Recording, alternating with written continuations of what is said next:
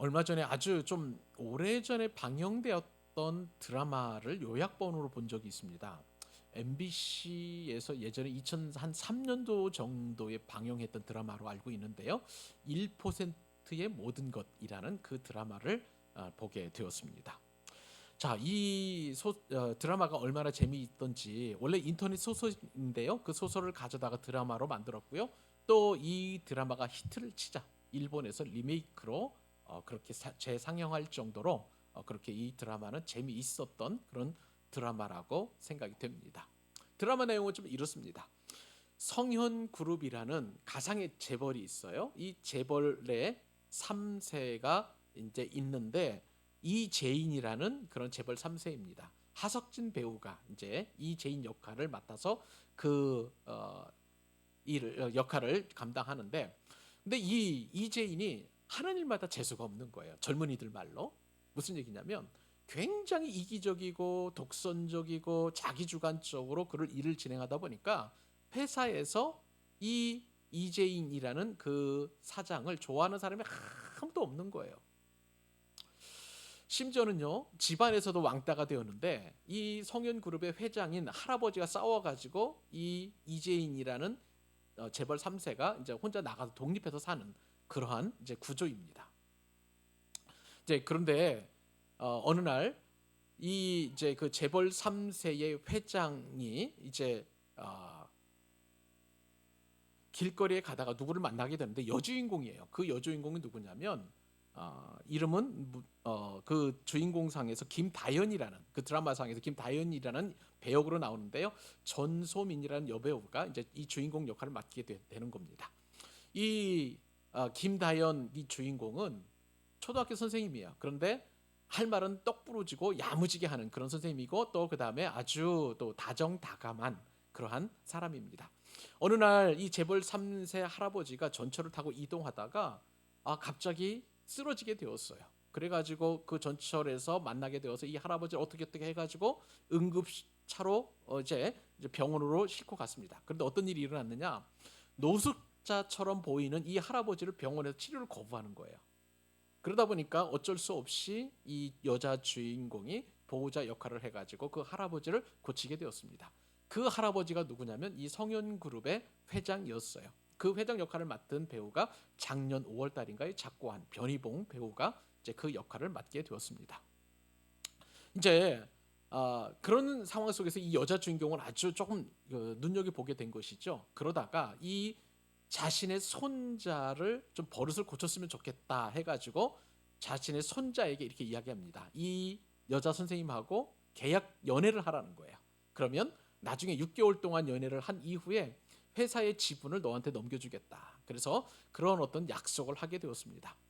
이 재벌 3세 이 제인이라는 그 주인공은 처음에 말도 안 된다는 얘기를 하죠. 거절했다가, 그런데 할아버지의 그 제안에 어쩔 수 없이 그 여자 주인공을 찾아가서 그 이 상황을 설명을 합니다. 당신이 나와 이제 계약 연애를 해주게 된다면 나중에 재산을 상속받게 되면 어느 정도 떼주겠다라고 그렇게 이야기를 합니다.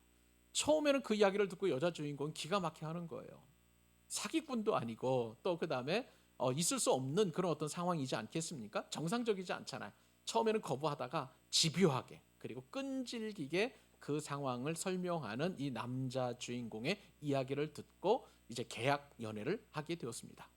처음에는 맞는 게 하나도 없어요. 서로 싸우고 다투고 지지고 볶고 하다가 점점 서로 간에 인간적인 매력에 끌리게 되었고, 나중에는 계약 연애를 뛰어넘어서 이제 실제 연인으로 발전을 하고 결혼한다 내용이 바로 이 전체적인 드라마의 이제 윤곽이라고 할 수가 있겠습니다.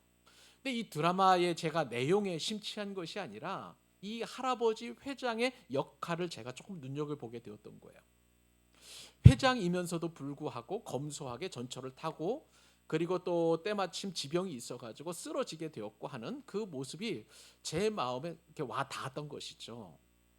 그러면서 어떤 생각을 들게 되었냐면, 우리를 위해서 만왕의 왕이신 예수님께서 모든 걸 다 내려놓으시고 겸손하게, 그리고 가장 낮은 자의 모습으로 이 땅에 오신 예수 그리스도, 이 예수님은 만왕의 왕이시지 않습니까? 한 그룹의 회장과는 전혀 비교할 수 없는 엄청난 높은 지위를 가지고 계신 그 예수님이시죠.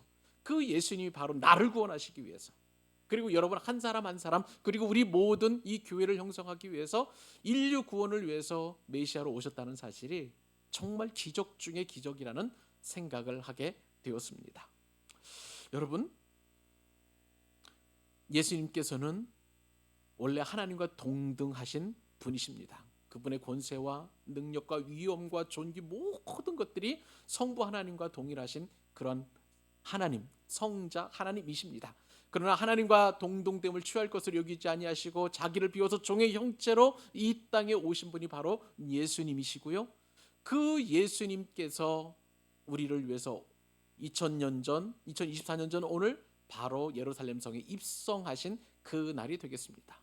우리는 이러한 예수님을 보면서 만왕의 왕이신 그 예수님이 이 땅에 오셔서 우리를 구원하시기 위하여 왕의 모습으로 오셨는데 어떤 왕이시냐? 오늘 본문에서 우리는 예수님이야말로 참된 순종의 왕이라는 사실을 확인하게 될 것입니다.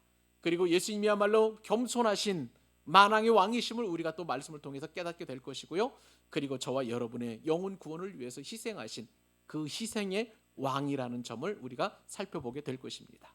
사랑하는 여러분, 만왕의 왕이신 그 예수님, 그리고 우리에게 겸손과 순종과 그리고 희생의 왕이신 그 주님을 우리가 만날 수 있기를 바랍니다. 오늘 주시는 말씀이 바로 그 말씀이에요. 그 말씀이 여러분의 마음판에 새겨져서 예수님이 나의 왕이시고 나를 구원하신 메시아이심을 우리 믿음으로 전혀 흔들림 없이 고백하는 은혜와 적용이 있기를 주님의 이름으로 축복합니다. 자, 오늘 말씀에 등장하는 예수님의 그 왕의 모습은 무엇이냐면 첫 번째로 순종의 왕이십니다. 따라서 해보십시다. 순종의 왕. 예, 순종의 왕이세요. 자, 예수님께서는요 요한복음 12장에 어떠한 모습으로 등장하시게 되냐면요, 예수님께서 유월절 엿새 전, 유월절이라는 것은 금요일이에요. 금요일 엿새 전이니까 바로 어제가 되는 것입니다. 그러니까 토요일 날에 나사로 집에 가셔서 저녁에 식사를 하시게 되었습니다. 자, 이 나사로 여러분 잘 아시죠? 나사로는 죽었다가 무덤에 들어갔다가 예수님께서 살리신 엄청난 기적을 경험한 그런 인물입니다. 그 나사로 집에 가서 저녁 식사를 초대를 하셔서 예수님께서 거기서 식사를 하시게 되었는데 그때 엄청난 사건이 일어나죠. 이 나사로의 두 여동생이 있었고 그 큰 여동생은 마르다, 그리고 작은 여동생은 마리아인데 이 마리아가 자신이 가지고 있는 소중한 향유, 순전한 나드인데요, 이것을 예수님의 머리에 붓고 발끝까지 부어가지고 그리고 자신의 머리털로 그 향유를 가지고 예수님의 발을 씻는, 닦아드리는 엄청난 순종과 헌신의 모습을 보이게 되었습니다.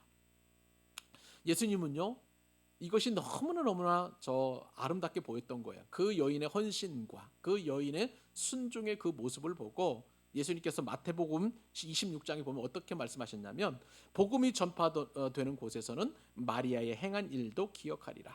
왜냐하면 예수님의 죽으심을 미리 예비했던, 원래 그때 당시에 그 습관에 따르면 사람이 죽게 되면 귀한 향유를 부어가지고 시신이 부패하는 것을 막는 그런 엄청난 일이 있는데 예수님께서 아직 돌아가시지는 않으셨지만 마치 장례를 준비하는 것처럼 그렇게 마리아의 순종과 헌신을 주님께서 칭찬하신 것입니다. 자, 이렇게 예수님께서는 토요일 날 식사를 하시고 그 집에서 하룻밤을 묵게 되었습니다. 그런데 이제 오늘 본문에서 보니까 예수님께서 그렇게 하룻밤을 지나고 나서 그 다음 날에 이제 마치 이제 오늘이죠, 주일날 아주 중대한 결심을 하시게 됩니다. 나귀 새끼를 타고 예루살렘에 입성하시겠다라는 그런 결심을 하시게 된 것입니다. 그래서 두 제자를 보내가지고 오늘 본문에 보면 이제 그 나귀를 데려오게 만들었고요. 제자들은 그 나귀 새끼 위에 자신들의 겉옷을 얹어서 임시 안장을 만들고 그렇게 예수님을 모시고 예루살렘 성에 입성을 하게 되었습니다. 그러자 수많은 예루살렘 백성들이 자신의 겉옷을 다 땅바닥에 깝니다. 여기서 이스라엘 백성들의 이 겉옷이라는 것은 나중에 이제 여러분들에게 설명할 기회가 있겠습니다만은 자신의 모든 것을 다 바치는 그런 의미가 있어요. 겉옷이 그만큼 굉장히 중요하기 때문에 그렇습니다. 그렇게 예수님을 환영하고 또 수많은 사람들이 평화의 상징인 종려나무 가지를 들고 호산나 호산나 찬송합니다 하면서 주의 이름으로 오시는 이스라엘의 왕이시여 하면서 예수님을 그렇게 환영하는 엄청난 그러한 모습을 보이게 됩니다. 그것이 바로 오늘 저와 여러분들이 읽었던 이 본문이라고 할 수가 있겠습니다. 그런데요, 이 예수님의 모습을 보면서 제가 느꼈던 것은 예수님이 정말 말씀에 순종하신 그런 분이시다라는 것을 제가 깨닫게 되었습니다. 무슨 말입니까? 여러분, 일반적으로요, 연예인이라 할지라도 스타들은요, 어떤 그 큰 연말의 시상식이라든지 아니면 뭐 대중문화 뭐 이런 어떤 그 시상식에 갈 때는요, 정말 멋진 턱시도를 입고 예쁜 드레스를 입고 그리고 시상식장에서 포토 라인에 서 가지고 사진을 찍고 그리고 화려하게 그렇게 식장 안으로 들어가게 됩니다. 연예인보다 더 화려한 그런 어떤 그 장면이 있다면 아마 왕의 대관식이라고 할 수가 있겠습니다. 작년에 제가 기억을 하는데 작년 5월 달인가요? 영국 여왕 엘리자베스 2세가 죽은 이후에 그 아들 70이 훨씬 넘은 찰스 3세 그 황태자가 이제 왕위에 즉위하는 그 장면을 제가 영상을 본 적이 있습니다. 근데 이 왕이 기거하는 이 버킹엄 궁에서 즉위식이 이루어지는 이 웨스트민스터 사원까지 가게 되는데 다이아몬드 주얼리 마차를 타고 멋진 모습으로 그렇게 카퍼레이드를 하고 그 장소까지 가는 모습을 보게 되었습니다. 그리고 그 웨스트민스터 사원에는요, 무려 전 세계 100명의 정도의 국가 원수급 그 VVIP들이 오게 되었고, 그리고 2,200명의 수많은 하객들과 손님들이 왕의 즉위식을 그것을 보게 되었습니다. 그런데 그 찰스 3세 이 왕은요, 레갈리아라는 왕의 어떤 고유한 그 뭐라 그럴까요? 물품을 걸치고 그 다음에 화려한 그리고 멋진 아주 값진 왕관을 쓰고 그렇게 즉위식을 벌이고 있는 것을 보게 됩니다. 여러분, 오늘 본문에 보니까요, 예수님은요 보통 왕이 아니세요. 우리가 믿음으로 고백하는 것처럼 어떤 왕이시냐면 만왕의 왕이십니다. 믿으시면 아멘. 만유의 주이십니다. 우리 삶의 주인이시고 우리 모든 인생의 왕이세요. 자, 그런데 그 왕의 대관식에 이렇게 초라하게 나귀 새끼를 타시고 그리고 백성들이 길가에 깐 그 옷을 저벅저벅 걸어가시면서 그렇게 환영을 받고 있는 모습을 보게 됩니다. 사실 초라한 거죠. 여러분, 찰스 3세 황태자에 비해서 이 예수님의 즉위식은 너무나 초라하다고 할 수가 있겠습니다. 그런데 놀라운 사실은 이 초라한 왕의 대관식이 오래전부터 그렇게 예언이 되어 있었다는 거예요. 여러분, 우선은요, 이 화려한 왕의 대관식이 아닌 이 초라한 왕의 이 대관식은요, 우리가 생각해 볼 때에 정말 이상하다라고 여겨질 정도의 그런 궁금증을 갖게 되었습니다. 무슨 얘기냐면 아까 말씀을 드린 것처럼 이제 마리아의 그 환대를 받고 나사로의 집에서 그 다음 날 예수님께서 예루살렘 성에 입성하시겠다라고 말씀하셨는데, 그런데 지금까지 공생애를 돌아보면 단 한 번도 예수님께서 공식적으로 공개적으로 자신이 메시아 되심을 드러내지는 않으셨어요. 그런데 어떻게 해서 왜 이렇게 갑자기 마음을 바꾸셔가지고 그렇게 예루살렘 성에 입성하실까? 그것도 겸손하게 나귀를 타시고 그렇게 예루살렘 성에 입성하실까? 이것이 오늘 우리가 깊이 한번 생각해 보아야 될 그런 말씀이라는 거예요. 여러분, 예수님께서는요, 이 요한복음에 보면 가나의 혼인잔치에서 포도주가 떨어졌을 때에 마리아로부터 어머니죠, 예수님의 어머니, 이 문제를 해결해 달라고 그렇게 부탁을 받았습니다. 그런데 예수님께서 거절하셨어요. 아직 내 때가 이르지 않았다는 거예요. 나중에 이제 계속 반복되는 요청에 예수님께서는 이제 물이 포도주로 변화시키는 그런 기적을 일으키게 됐죠. 또 오병이어의 기적을 일으키신 다음에 수많은 사람들이 이 예수님을 데려다가 왕으로 그렇게 모시려고 했었던, 추대하려고 했었던 그런 움직임이 있었어요. 예수님께서는 그 사실을 아시고 혼자 저 산으로 올라가셔서 그 자리를 피하셨다고 말씀하셨어요. 이렇게 예수님께서는 할 수만 있으면 공개적으로 자신이 왕 되심을, 메시아 되심을 공개적으로 선포하지 않았었는데, 오늘 본문에 보니까 이렇게 비록 초라하지만 나귀 새끼를 타고 예루살렘 성에 입성하신다는 것이죠. 이것을 모르고 있다가 제자들은요 나중에서야 깨닫게 됩니다. 오늘 우리가 읽었던 요한복음 12장 16절에 그 사실을 요한이 이렇게 기록하고 있습니다. 제자들은 처음에 이 일을 깨닫지 못하였다가, 왜 예수님께서 나귀를 타고 가셨는지 깨닫지 못하였다가 예수님께서 영광을 얻으신 후에야 뭡니까? 예수님께서 십자가에서 돌아가시고 난 이후에 이것이 예수께 대하여 기록된 것임과 사람들이 예수께 이같이 한 것임이 생각났더라, 그렇게 이야기하고 있습니다. 예수님은요 수많은 사람들이 지금 종려나무 가지를 흔들며 호산나 이스라엘의 왕이시오 라고 이렇게 외치고 있는데도 그들의 입을 막지 않았습니다. 나중에는요 인파가 점점 불어나더니 어린아이조차도 와서 이스라엘의 왕이시여 하면서 호산나 하면서 종려나무 가지를 들고 막 그렇게 환영을 하는 거예요. 그 장면을 목격한 대제사장들과 바리새인들이 저들의 입을 틀어 막으라라고 그렇게 이야기합니다. 그런데요 예수님께서는 이제는 아니라는 거예요. 예수님께서 만왕의 왕이심을 분명하게 드러내시는데 누가복음 19장 39절로 40절 말씀에 따르면 아주 유명한 말씀을 하십니다. 무리 중 어떤 바리새인들이 말하되 선생이여 당신의 제자들을 책망하소서 하거늘 대답하여 이르시되 내가 너희에게 말하노니 만일 이 사람들이 침묵하면 돌들이 소리 지르리라 하시니라. 지금 예수님께서 만왕의 왕이심을 찬송하지 않고 경배하지 않는다면 돌들이 소리를 질러가지고 외치리라 하실 정도로 그렇게 주님은 확연하게 그렇게 자신이 만왕의 왕이시고 만유의 주이심을 그렇게 선포하시는 것에 대하여 주저없이 드러내시고 계시는 것입니다.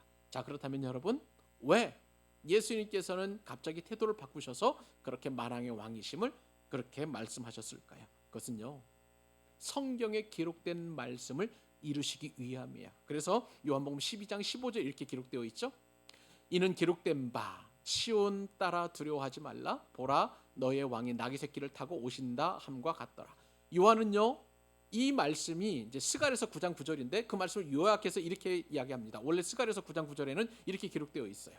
시온에 따라 크게 기뻐할지어다 예루살렘에 따라 즐거이 부를지어다 보라 내 왕이 내게 임하시나니 그는 공의로우시며 구원을 베푸시며 겸손하여서 나귀를 타시나니 나귀의 작은 것 곧 나귀 새끼니라. 여러분 이게 무엇입니까? 무엇을 상징하는 걸까요? 예수님께서는요 철저하게 그렇게 하나님의 말씀에 순종하신 순종의 왕이시라는 사실입니다. 여러분 예수님은 말씀대로 낳고 천한 이 땅에 동정녀 마리아에게서 오셨어요. 왜요? 말씀을 이루시기 위해서입니다. 예수님께서는 오셔서 공생의 사역을 하시면서 말씀대로 가르치셨고요. 말씀대로 천국 복음을 전파하셨고요. 또 말씀대로 모든 병든 자들을 고쳐 주셨습니다. 그리고 말씀대로 십자가에 못 박히셨고 또 말씀대로 장사 지내셨고요. 죽은 자 가운데서 말씀대로 또한 사흘 만에 살아나셨습니다. 예수님은요 처음부터 끝까지 다 하나님의 말씀을 이루시는 분이시고요. 말씀대로 부활 승천하셨다가 말씀대로 다시 오실 줄로 믿습니다. 그렇기 때문에 예수님은 순종의 왕이세요. 하나님의 말씀을 그대로 이루시는 만왕의 왕이시면서 만유의 주이심에도 불구하고 그렇게 말씀을 이루시기 위해서 겸손하게 나귀 새끼를 타고 그렇게 입성하셔서 많은 사람들로부터 그렇게 왕 되심을 인정받으신 것입니다. 사랑하는 여러분, 오늘은 종료주일입니다. 이 종료주일에 우리는 예수님을 나의 구주, 나의 왕, 그리고 나의 영혼을 구원할 구세주로 믿어야 합니다. 왜냐하면요, 나도 말씀 전에 하나님께서 오래전에 창세전에 그 예정 속에서 하나님의 택한 백성이라는 것을 우리는 인정받은 사람들이에요. 그렇기 때문에 예수 그리스도를 나의 구주, 나의 하나님으로 나의 왕으로 영접하게 되었던 것이고요. 그 말씀대로 우리는 이 땅에서 살아야 되며 그것이 바로 우리에게 주신 사명인 줄로 믿습니다. 우리에게는 모든 사람에게는 다 사명이 있어요. 하나님께서 나를 향한 말씀이 있다는 거예요. 나를 향한 계획이 있다는 거예요. 나를 향한 뜻이 있다는 거예요. 사랑하는 여러분, 이것이 바로 우리가 붙들어야 될 하나님의 말씀의 능력인 줄로 믿습니다. 이 종료주일 그리고 또 우리가 고난주일을 보내면서 여러분 우리가 말씀을 붙들어야 돼요. 우리가 말씀을 붙들지 않으면 마귀의 말이 자꾸 자꾸 내 귀로 들려올 수밖에 없어요. 나를 비참하게 만들고 나를 죄의 종으로 만들고 나의 연약함과 부족함과 그리고 그런 모든 것들이 나의 우울증으로 오게 만들 수도 있고요. 내 삶을 점점 피폐하게 만들 수도 있는 거예요. 결국은 하나님의 말씀을 우리 마음 가운데 예수님처럼 가득 채워야 될 줄로 믿습니다. 요한복음 8장 37절로 38절 예수님께서 이렇게 말씀하셨습니다. 같이 한번 읽어보십시다. 시작. 나도 너희가 아브라함의 자손인 줄 아노라. 그러나 내 말이 너희 안에 있을 곳이 없으므로 나를 죽이려 하는도다. 나는 내 아버지에게서 본 것을 말하고 너희는 너희 아버지에게서 들은 것을 행하느니라. 여러분, 우리 아버지는 마귀가 아니에요. 거짓의 아비 마귀가 아닙니다. 우리 아버지는 하나님 아버지이시고요. 우리 가운데 하나님의 말씀이 없다면 그렇게 예수님을 십자가에 못 박는 그러한 죄를 범하게 된다는 거예요. 하나님의 말씀으로 가득 채워지고 그리고 그 말씀에 예수님처럼 순종하고 그 말씀을 이루는 여러분 되시기를 우리 주님의 이름으로 축복합니다. 오늘 본문에서 우리가 예수님, 우리의 왕이신 예수님이 어떤 모습을 또 우리가 보게 되냐면요, 겸손의 왕이심을 우리가 말씀을 통해서 깨닫게 됩니다. 예수님은요, 우리가 찬양하는 것처럼 왕의 왕이십니다. 만왕의 왕이시고요, 주의 주이십니다. 그렇기 때문에 세상의 왕이나 최고 통치자와는 비교할 수 없는 그러한 우리의 왕이십니다. 여러분, 예수님께서 특별히 세상의 왕과 비교할 수 없는 독특한 왕이신 것은 그 가운데 하나가 바로 겸손이라는 사실을 우리는 기억해야만 하는 것입니다. 자, 마태복음에 보니까요, 이 비슷한 시점에서 어떤 일이 일어나게 됐냐면 예수님께서 감람산 벳바가에 이르렀을 때에 제자들에게 말씀하십니다. 자, 저기 가면 맞은편 마을에 가면 나귀가 있는데 그 나귀를 좀 끌고 오라는 거예요. 그래서 제자들이 2명이 갔습니다. 그랬더니 나귀가 정말 메어져 있는 거예요. 그래서 그 주인에게 말했습니다. 이 나귀를 끌고 가겠다. 근데 주인이 왜 끌고 가냐고 얘기했겠죠. 주가 쓰시겠다라는 그 말 앞에 이제 나귀를 순순히 내어주게 되었고요. 그 나귀를 이제 예수님 앞으로 데리고 왔습니다. 근데 그 나귀는요, 어미 나귀였을 거예요. 그런데 참 희한하게도 새끼 나귀가 그 어미 나귀를 졸졸졸 따라오게 되었던 것이죠. 여러분, 이 나귀는요, 말과 참 다른 동물이에요. 말처럼 키도 크고 또 몸집도 큰 것이 아니라 몸집이 굉장히 작은 동물이에요. 그리고 다리는 짧습니다. 목덜미에는 아름다운 깃털도 없는 볼품 없는 그러한 동물이라고 할 수가 있겠고요. 그리고 높지 않으니까 그냥 낮은 동물이라서 그냥 뭐 사람들 눈높이보다 약간 높은 그런 정도의 동물이라고 할 수가 있는 것이죠. 자, 이런 상황에서 이제 예수님께서 나귀를 타시게 되는데 그 나귀가 어미 나귀도 아니었어요. 새끼 나귀를 예수님께서 타시게 되었습니다. 여러분, 예수님께서 어미 나귀 대신 새끼 나귀를 타신 것에 대하여 예수님이 동물학대 하셨네? 그렇게 생각하지 않으시기를 바랍니다. 그 새끼는요, 어느 정도 컸을 거예요. 사람을 태울 수 있을 정도의 그런 나귀 새끼였지만 그러나 사람의 손을 타지는 않은 그런 나귀였을 것입니다. 사람의 손을 탄다는 것은 멍에를 지우거나 코를 뚫거나 하는 그런 것을 말하는 것이죠. 자, 그러면 왜 예수님은 이 새끼 나귀를 타고 그렇게 예루살렘 성에 입성하셨을까요? 아까 우리가 읽었던 말씀처럼 스가랴서에 있는 그 말씀처럼 겸손하셔서 그래서 예수님께서는 나귀 새끼를 타셨다고 그렇게 우리가 알 수 있습니다. 그렇게 생각하면 되겠습니다. 여러분, 겸손이라는 게 도대체 뭐예요? 자기의 높음을 다 내려놓고 상대방의 처지로 내려가서 함께 웃고 함께 우는 그런 마음을 가진 그런 행동과 그리고 그러한 어떤 처신들이 바로 겸손이라고 할 수가 있겠습니다. 예수님께서는 자신의 권위를 나타내려고 어떤 왕처럼 그렇게 멋진 다이아몬드 주얼리 마차를 타고 즉위식을 하지 않았던 거예요. 그리고 정말 멋진 고급차를 타고 그렇게 시상식장에 들어갈 정도로 그런 모습을 보이지 않으시고요. 온유하신 그 예수님이시며 또 무엇보다도 겸손하셔서 그렇게 나귀 새끼를 타고 예루살렘 성에 입성하신 것입니다. 여러분, 이것은요, 예수님께서 마음이 온유하시고 겸손하시기 때문에 그렇게 행하신 거예요. 여러분, 이 겸손하신 왕이 우리 가운데 필요한데요. 왜 필요한지 예수님께서 이렇게 마태복음에 설명하십니다. 마태복음 11장 28절입니다. 우리가 너무나 잘 아는 말씀이죠. 같이 한번 읽어보겠습니다. 수고하고 무거운 짐진 자들아 다 내게로 오라. 내가 너희를 쉬게 하리라. 나는 마음이 온유하고 겸손하니 나의 명예를 메고 내게 배우라. 그리하면 너희 마음이 쉼을 얻으리니 이는 내 멍에는 쉽고 내 짐은 가벼움이라 하시니라. 아멘. 여러분, 예수님이 만약에 겸손하지 아니하시고 온유하지 않으셨다면 우리는 마음의 쉼을 얻을 수 없는 그러한 인생들입니다. 무슨 말씀입니까? 나귀 새끼를 타시고 오신 그 겸손하신 왕이 바로 나와 함께 계셔야만이 내 마음이 쉼을 얻는다는 거예요. 여러분, 우리는 너나 할 것 없이 모두 수고하고 무거운 짐을 지고 있습니다. 여러분, 우리가 잘 아는 것처럼 우리는 죄의 자녀들이기 때문에, 마귀의 자녀들이기 때문에 늘 죄로 인한 고민과 고통과 죄책감 속에 살아갈 수밖에 없는 것이고요. 또 그 죄 문제를 해결하지 못한 채 우리는 계속해서 육체적인 생활적인 그런 부분에서 너무나 많은 수고하고 무거운 짐을 우리가 지고 살아가고 있는 것을 보게 돼요.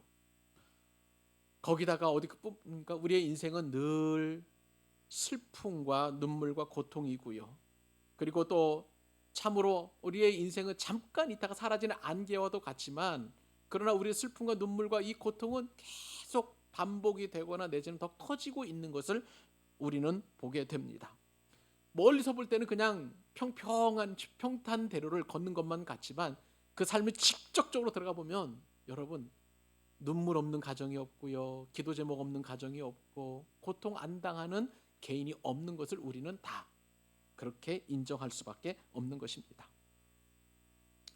여러분, 이것이 바로 엄청난 영적인 그리고 육적인 수고하고 무거운 짐이라고 할 수가 있습니다.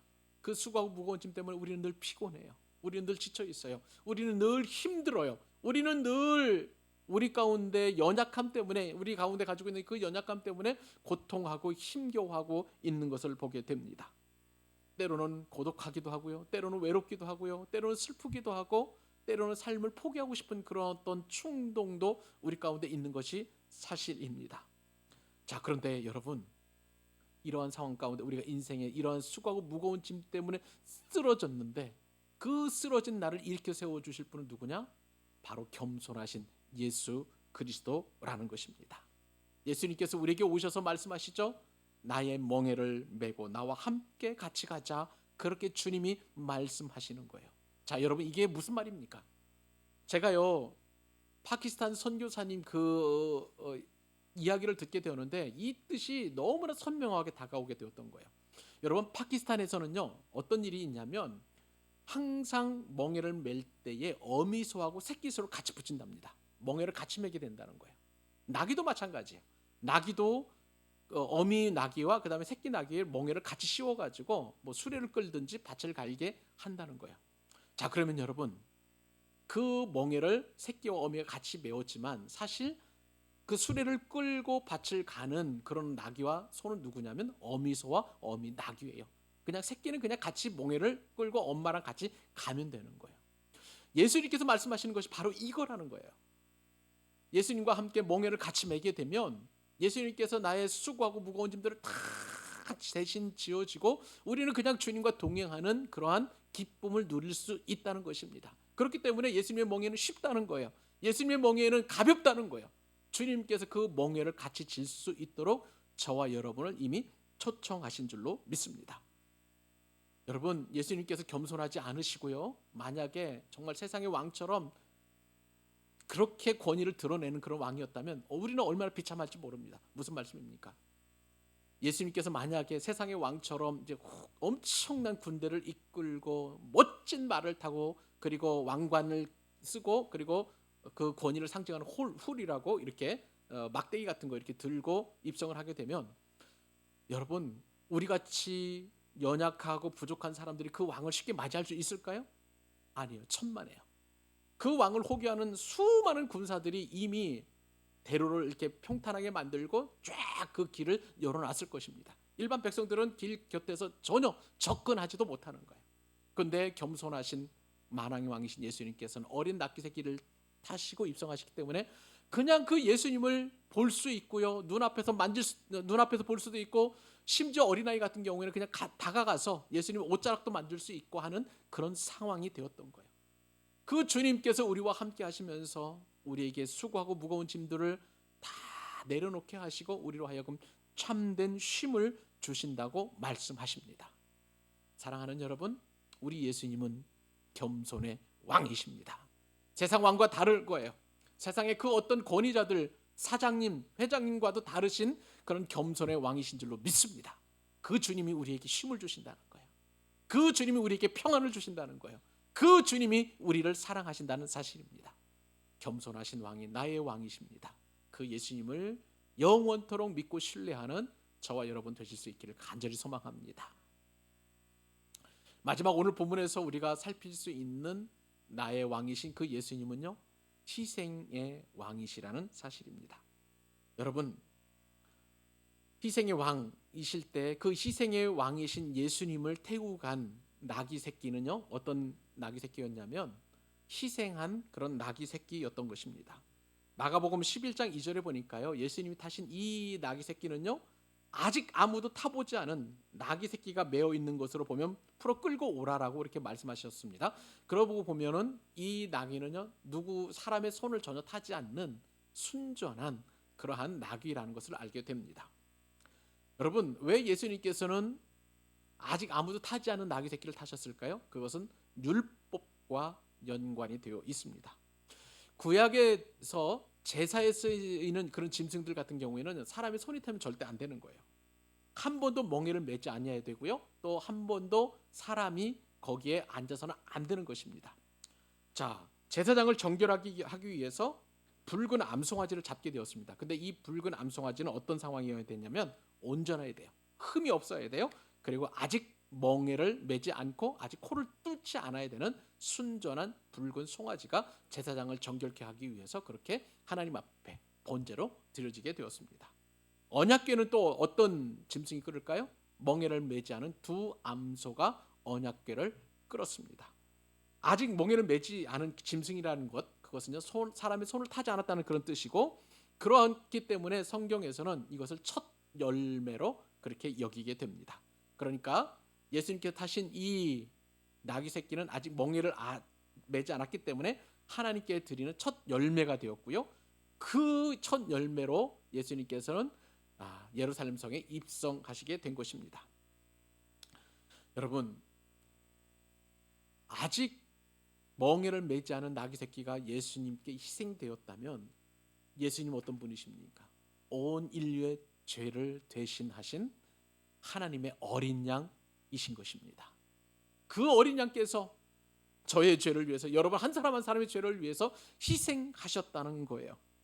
여러분, 1세기 로마 시대에 요세푸스라는 그러한 역사가가 있는데, 이 요세푸스가 지은 책에 따르면 그때 당시에 예루살렘에는 대략 한 50만 명 정도의 사람이 살게 되었고요. 전 세계에서 200만 명 가까운 디아스포라가 이 예루살렘 성에 나와서 이제 유월절을 지켰다고 합니다.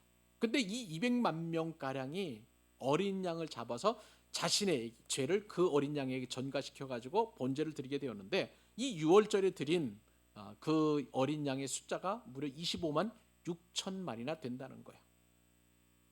이렇게 그때 당시에 수많은 어린 양들이 그렇게 자신의 주인의 그 죄를 전가받아 가지고 희생을 당했는데, 예수님께서는요, 모든 인류의 죄를 대신하셔서 하나님의 어린 양으로서 십자가에서 그렇게 죽으심을 당하셨다는 것입니다. 구약의 제사는 반드시 피가 있어야만 했었습니다. 이스라엘 백성들이 출애굽할 때 유월절 어린 양이 흘린 피가 임방에 발려질 때 죽음의 사자가 거기서 뛰어넘었죠. 그래서 넘었다 하고 그래서 패스오버 데이, 유월절이라는 그런 은혜가 우리 가운데 주어지게 되었습니다. 근데 여러분, 이 유월절 어린 양의 피가 바로 예수 그리스도의 피를 상징하는 것이고요. 예수 그리스도의 보혈이 저와 여러분의 모든 죄를 용서하고 있었기 때문에 우리는 죽음에서 자유롭게 되는 엄청난 은혜를 우리가 입게 되었던 거예요. 이 어린 양의 피가 바로 언약의 피가 되었고요. 신약 성경에서 특별히 구약 율법에 능통했던 히브리서 저자는 히브리서 9장 22절에서 그 피를 언약의 피라고 이렇게 소개를 합니다. 율법을 따라 거의 모든 물건이 피로써 정결하게 되나니 피 흘림이 없은즉 사함이 없느니라. 예수님의 이 피 흘림이 없은즉 우리의 죄 사함은 있을 수 없다라고 얘기한 거예요. 그러니까 주님의 그 피는 언약의 피가 되어서 그래서 우리의 모든 죄를 용서하신, 희생하신 그런 피가 되었던 것입니다. 예수님께 바쳐진 그 어린 양, 예수님은 제물로 바쳐진 그런 어린 양이었죠. 그래서 그 어떤 어린 양보다도 가장 위대한 어린 양이고요. 그리고 모든 어린 양의 희생을 단번에 완성한 하나님의 어린 양이 되었다는 것입니다.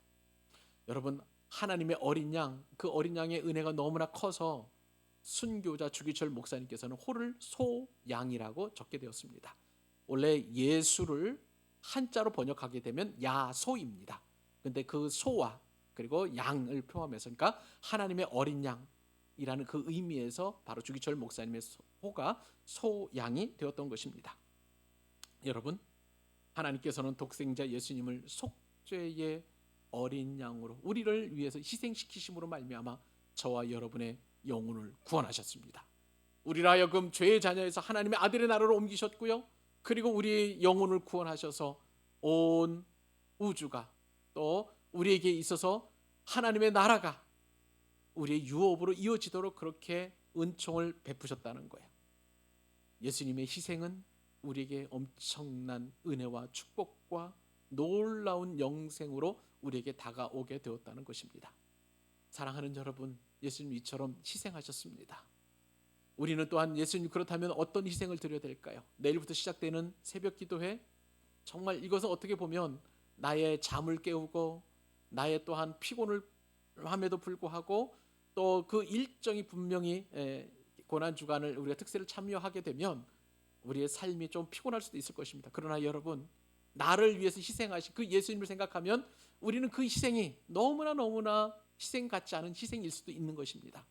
우리들의 마음을, 그리고 우리들의 생각을, 또 우리들의 또한 모든 삶을 오늘 나를 위해서 죽으신 나의 왕이신 그 예수님께서 겸손과 순종과 희생으로 나를 위해서 이처럼 은혜를 베푸셨다면 우리 역시도 당연히 그러한 순종과 겸손과 희생을 주님께 올려드려야 될 줄로 믿습니다. 이렇게 적용하시고 일주일 내내 주님이 주신 은혜 안에서 거룩하고 순결하게 그리고 정결하게 고난주간을 보내고 기쁨과 감사로 복된 부활주의를 맞는 저와 여러분 되시기를 우리 주님의 이름으로 축복합니다.